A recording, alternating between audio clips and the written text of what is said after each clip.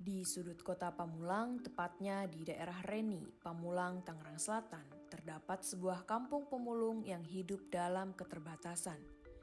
Kehidupan mereka bergantung pada hasil mengumpulkan sampah dari berbagai sudut kota. Meski mereka berperan penting dalam menjaga kebersihan lingkungan dan membantu mengelola sampah, peran para pemulung ini seringkali kurang mendapat apresiasi dari masyarakat. Keterbatasan ekonomi, akses pendidikan, dan tempat tinggal yang layak membuat warga Kampung Pemulung memiliki banyak harapan yang sulit terwujud. Anak-anak dari Kampung Pemulung ini seringkali terpaksa putus sekolah dan bekerja untuk membantu ekonomi keluarga karena kurangnya dukungan dan fasilitas yang memadai untuk melanjutkan pendidikan.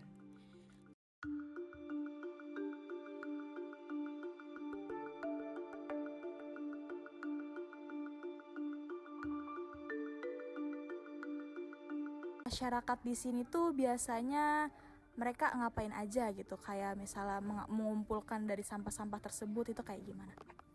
Kalau warga sekitar ada juga yang kerjaannya narik sampah di perumahan, di rumah-rumah warga, di kontrakan. Ada juga pemulung, ada juga orang jualan, tukang bangunan juga ada.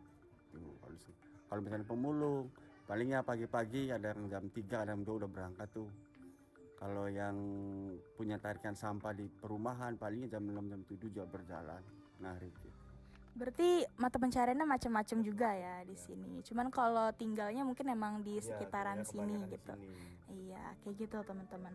Nah, kira-kira kalau rata-rata sih pendapatan mereka itu di rata-rata berapa nih kalau boleh tahu?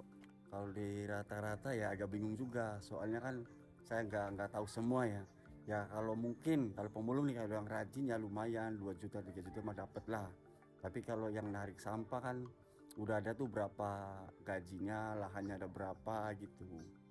Jadi emang gak nentu gitu Dan ya. itu Berarti kalau misalnya untuk yang memang mata pencariannya mereka mengumpulkan sampah itu dikumpulkannya di sini gitu ya. iya setiap rumah masing-masing. Oh, emang ada gitu tumpukan-tumpukannya dikumpulin di sini nanti diolah lagi atau gimana tuh dari tumpukan itu? Paling dipilah-pilah kan ada beberapa jenis barang tuh yang istilahnya harganya pasti kan berbeda-beda. Berarti setelah dikumpulkan sama mereka lalu dipilah-pilah kembali gitu. Iya. Mungkin sampah-sampah yang mana gitu ya. Oke, kalau dari mata pencaharian mereka dan profesi mereka, kira-kira itu gimana nih? Mencukupi kah atau memang dicukup-cukupin kah atau gimana tuh? Buat keseharian mereka gitu, buat mereka menjalani kehidupan sehari-hari. Ya kebanyakan sih ya tergantung dari merekanya ya, kalau pandangan saya. Mungkin kalau merekanya rajin pasti ada lebihnya. Kalau merekanya santai ya paling pas buat makan doang.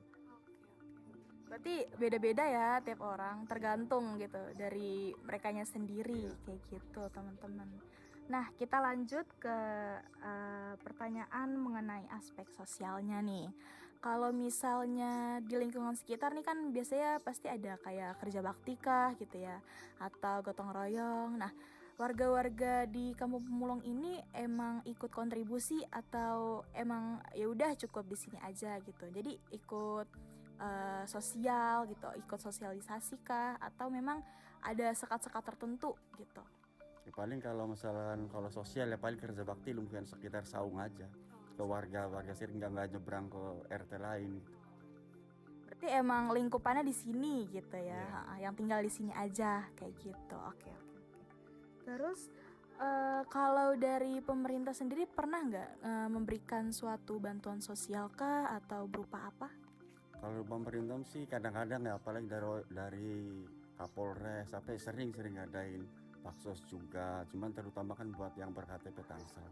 Sedangkan warga sini kan 30% yang KTP sini. Kebanyakan KTP daerah. Berarti kalau bantuan tuh memang ada gitu ya, memang ada. Itu secara intens gitu berkelanjutan atau memang pada saat-saat tertentu saja, Pak? Paling saat-saat tertentu doang. Kayak vaksin apa kan datang juga bawa baksos juga dari Polres apa. Berarti emang nggak intens yang berkelanjutan, ada jadwalnya gitu ya. Kalau misalnya kita lanjut nih ke aspek pendidikan gitu. Menurut orang-orang di sini ya, juga pandangan Bapak gimana sih? pandangan mereka terhadap pendidikan itu gitu? Apakah emang suatu hal yang penting kayak gitu atau gimana tuh? Kalau dulu kayaknya kurang. Kalau dulu, tapi semenjak ada saung agak lumayan tuh. Kalau dulu kan anak-anak sekolah juga paling 30%. Kalau sekarang mah paling 99% itu pada sekolah. Berarti emang berkat emang ada saung ini juga ya, mungkin Iya. diadakan edukasi, banyak yang ada edukasi ya dari pihak mahasiswa nih. Kalau kita bisa lihat teman-teman, ada piagam-piagam, ada sertifikat. Itu biasanya berarti mahasiswa ya yang ngadain sama komunitas. Iya, dari mahasiswa, kebanyakan sih dari mahasiswa. Kalau komunis kan nggak terlalu banyak kayak mahasiswa. Oke gitu teman-teman. Nah kalau boleh tahu juga nih rata-rata jenjang pendidikannya tuh sampai tingkat apa? Apakah sampai SMA atau SMP atau gimana? Yang sekarang nih, Iya. kalau yang sekarang ada juga yang kuliah di ini nama Saung juga. Kalau dulu kan belum ada, paling mentok-mentok SMP. Kalau sekarang dari Saung juga diusahain beasiswa, ada 2 anak di sini. Keren banget teman-teman. Berarti di sini pendidikannya udah mulai meningkat ya Pak ya. Udah mulai banyak yang sadar kalau pendidikan itu emang penting. Sampai ada yang kuliah terus dapat beasiswa juga ya. Alhamdulillahnya kayak gitu teman-teman. Kalau bantuan pemerintah di pendidikan gitu ada juga nggak Pak kira-kira?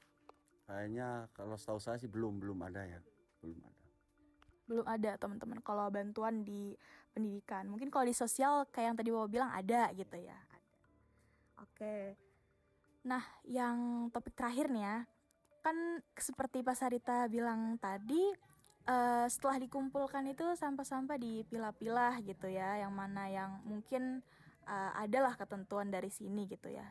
Terus ada nggak sih kira-kira harapan warga sekitar atau dari Pak Sarita sendiri terhadap masyarakat kalau mengingat kita kan masih banyak kurang sadar gitu ya, sampah dicampur aja gitu, yang kayak non organik serta organik itu dipisah, apakah itu membuat suatu keringanan kah atau gimana?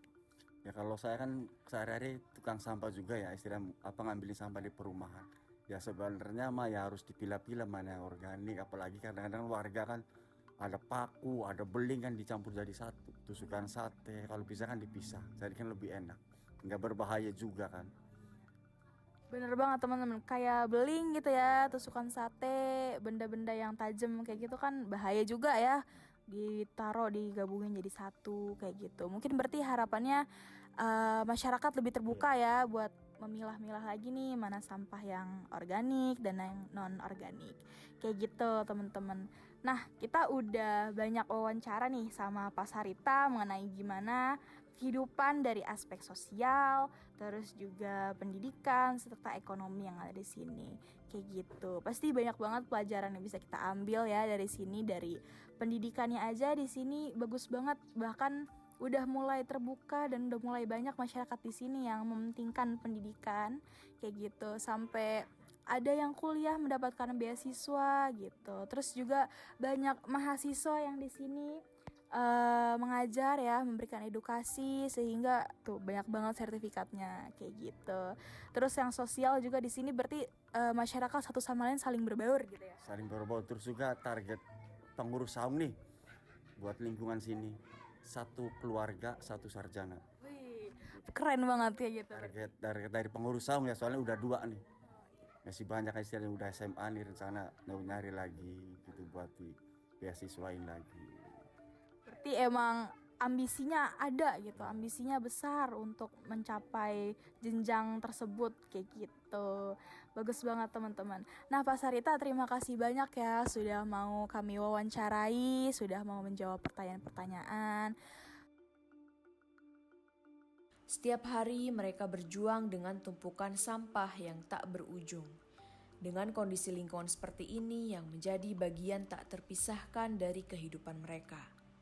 Matahari yang terik dan hujan deras tidak menyurutkan semangat mereka untuk mencari rezeki.